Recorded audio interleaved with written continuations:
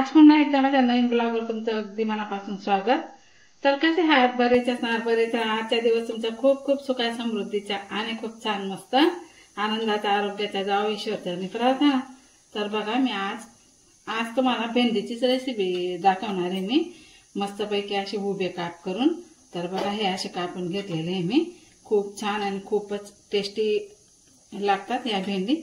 तर तुम्ही नक्की व्हिडिओ पूर्ण बघा, लाईक करा, कमेंट करा, नवीन असणार तर चॅनलला सबस्क्राईब करा।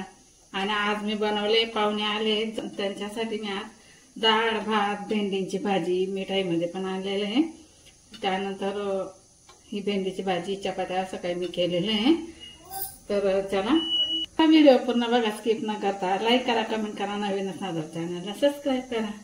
चला आता रेसिपीकडे वळू।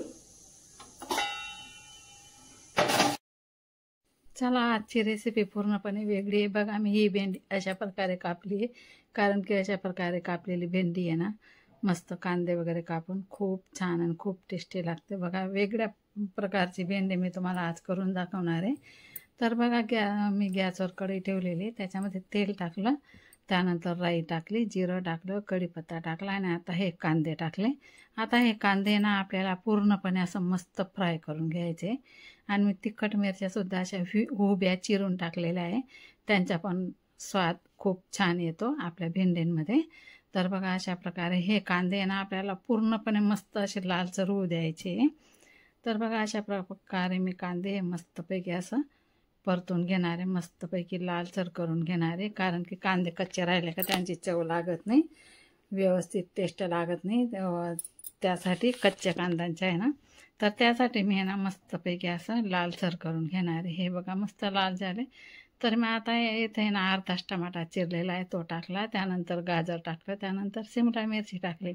आपल्याला इथं ही रेसिपी बनवायची आहे, गाजर शिमला मिरची भेंडी मस्तपैकी मिक्स भाजी बनवायची आपल्याला इथं। तर बघा मस्तपैकी असं मी हे सर्व काही मिश्रण असं परतवून घेतलेलं आहे। त्यानंतर आपल्याला इथं आहे ना 5 मिनिटासाठी झाकून द्यायचं आहे।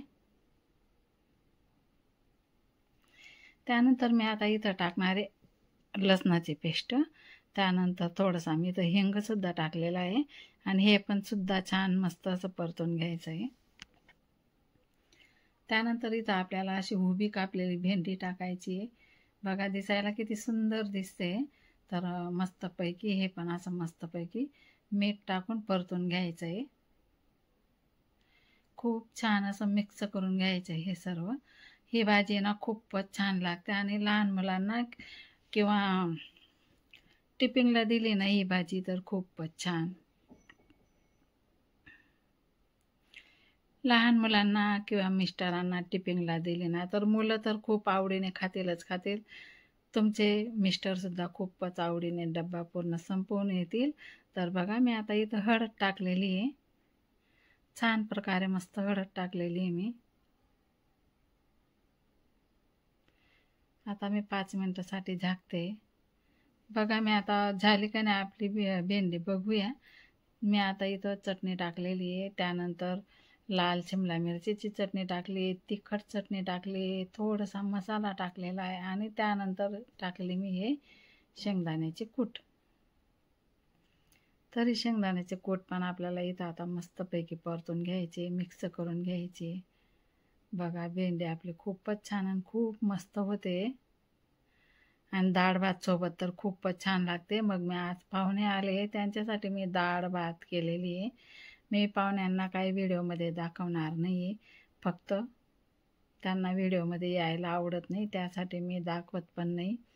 तर बघा खूपच छान आणि खूप मस्त भेंडी आपली इथं झालेली आहे।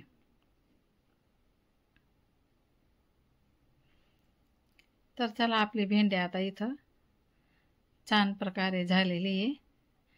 तर मी आता एका बाउलमध्ये काढून घेणार आहे।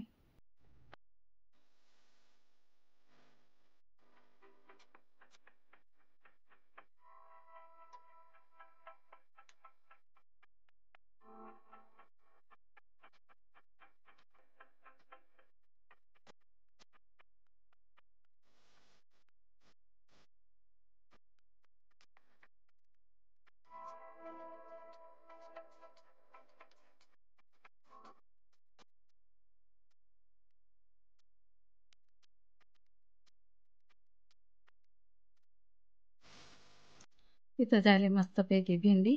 तर आता इथं डाळ पण झालेली आहे, भात पण झाला माझा, तो पण दाखवते तुम्हाला.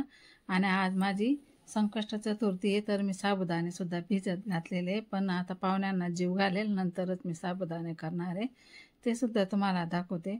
हा बघा, इथं मी आता भात केलेला आहे. पाणी जास्त झालं, थोडासा ओतला गेला आणि इथं हे साबुदाणे भिजत घातलेले आहे मी. चला तर व्हिडिओ आवडल्यास लाईक कमेंट करा.